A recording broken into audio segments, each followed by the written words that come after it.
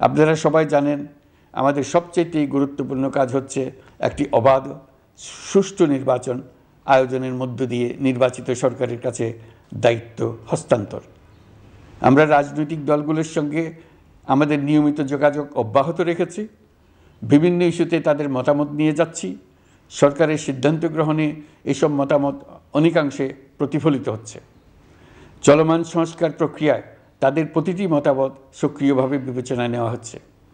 আমরা আশা করছি নির্ধারিত সময়ে ডিসেম্বর-জানুয়ারির মধ্যেই সংস্কার কমিশনগুলো তাদের সুপারিশমালা সরকারের কাছে পেশ করতে পারবে। তাদের সুপারিশ নিয়ে আমরা রাজনৈতিক দলগুলোর সঙ্গে ক্রমাগতভাবে আলোচনায় বসব। সকলের ঐক্যমত্যের ভিত্তিতেই আমরা সংস্কার প্রস্তাব চূড়ান্ত করব। নির্বাচন কবে হবে এই প্রশ্ন আপনাদের সবার মনেই আছে, আমাদের মনেও সারাক্ষণ আছে।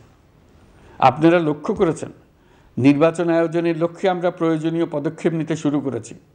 কয়েকদিনের মধ্যে নির্বাচন কমিশন গঠন হয়ে যাবে। তারপর থেকে নির্বাচন আয়োজন করার সমস্ত দায়িত্ব তাদের উপর বর্তাবে। নির্বাচন কমিশন ভোটার তালিকা হালনাগাদ সহ আরও কিছু কাজ শুরু করে দিতে পারবে, যা একটা অবাধ নির্বাচনের সাথে সরাসরি সম্পৃক্ত। প্রথমবারের মতো প্রবাসী বাংলাদেশিরা পোস্টাল ব্যালটের মাধ্যমে যাতে তাদের ভোটাধিকার প্রয়োগ করতে পারে সে লক্ষ্যেও সরকার কাজ করছে। তবে আমরা মনে করি না যে একটা নির্বাচন কমিশন গঠন করে দিলেই নির্বাচন আয়োজনে আমাদের দায়িত্ব শেষ। রাষ্ট্র ব্যবস্থায় সংস্কার আমাদের এই সরকারের অন্যতম অঙ্গীকার। আপনারাই আমাদেরকে এই ম্যান্ডেট দিয়েছেন। যেই 6টি সংস্কার কমিশন আমরা শুরুতে গঠন করেছিলাম তারা ইতোমধ্যে তাদের কার্যক্রম অনেক দূর এগিয়ে নিয়েছে। বিভিন্ন গণমাধ্যমে আপনারা তাদের কার্যক্রমের আপডেটও দেখছেন। কয়েকটি সংস্কার কমিশন ডিজিটাল প্ল্যাটফর্ম গঠন করেছে। আমার অনুরোধ আপনারা এই প্ল্যাটফর্মে উৎসাহ সহকারে আপনাদের মতামত জানাতে থাকুন। প্রথম 6টি সংস্কার কমিশনের মধ্যে একটি হলো নির্বাচন সংস্কার কমিশন। নির্বাচন অনুষ্ঠানের জন্য এই কমিশনের সুপারিশমালা অত্যন্ত জরুরি। তাদের প্ল্যাটফর্মে যান, আপনার মতামত খোলাখুলিভাবে তুলে ধরুন।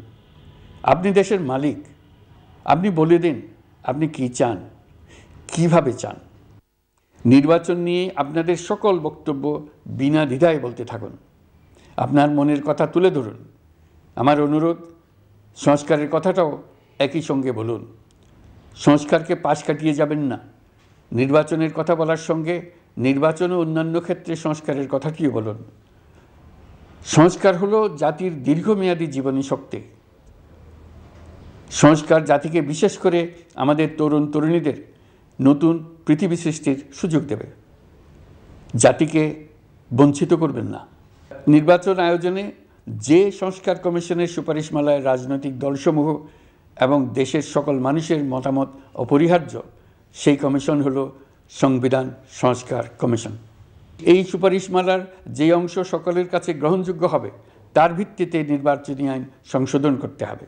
সমান্তরালভাবে ভোটার তালিকাও হালনাগাদ করার প্রক্রিয়া চলতে থাকবে। আমি নিশ্চিত নই সংস্কার প্রস্তাবসমূহ বাস্তবায়নের সুযোগ আমরা কতটুকু পাব।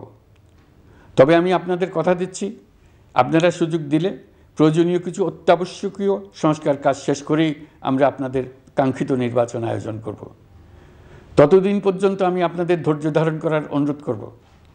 আমরা চাইব আমরা যেন এমন একটি নির্বাচন ব্যবস্থা সৃষ্টি করতে পারি যা যুগ যুগ ধরে অনুসরণ করা যাবে। এর ফলে সাংবৎসরিক রাজনৈতিক সংকট থেকে আমাদের দেশ রক্ষা পাবে। এই জন্য প্রয়োজনীয় সময়টুকু আমি আপনাদের কাছ থেকে চেয়ে নিচ্ছি। নির্বাচনী সংস্কারের সিদ্ধান্ত হয়ে গেলে খুব দ্রুত আপনারা নির্বাচনের রোডম্যাপও পেয়ে যাবেন।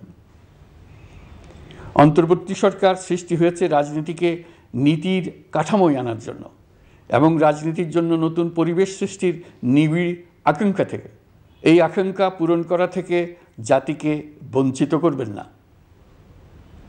নির্বাচনের ট্রেন যাত্রা শুরু করেছে, এটা আর থামবে না। কিন্তু যেতে যেতে আমাদের অনেকগুলো কাজ সেরে ফেলতে হবে। এই ট্রেন শেষ স্টেশনে কখন পৌঁছবে সেটা নির্ভর করবে কত তাড়াতাড়ি আমরা তার জন্য রেল লাইনগুলো বসিয়ে দিতে পারি, আর তা হবে রাজনৈতিক দলসমূহের ঐক্যমত্যের মাধ্যমে। ইতিমধ্যে অন্যান্য সংস্কার কমিশনের সুপারিশমালা নিয়ে আলাপ চলতে থাকবে। নির্বাচন ছাড়াও আরও গুরুত্বপূর্ণ সংস্কার করার ব্যাপারে ঐক্যমত গঠনের জন্য অতিরিক্ত সময় প্রয়োজন হতে পারে।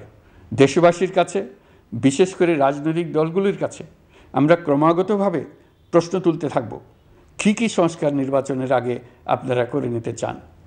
নির্বাচনের আয়োজন চলাকালীন কিছু সংস্কার হতে পারে, সংস্কারের জন্য নির্বাচনকে কয়েক মাস বিলম্বিতও করা যেতে পারে।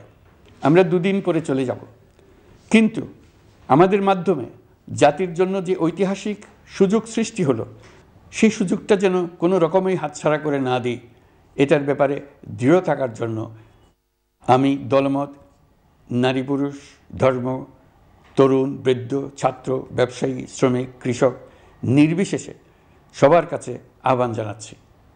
আশা করি আপনারা আমার এই আবেদন গ্রহণ করবেন।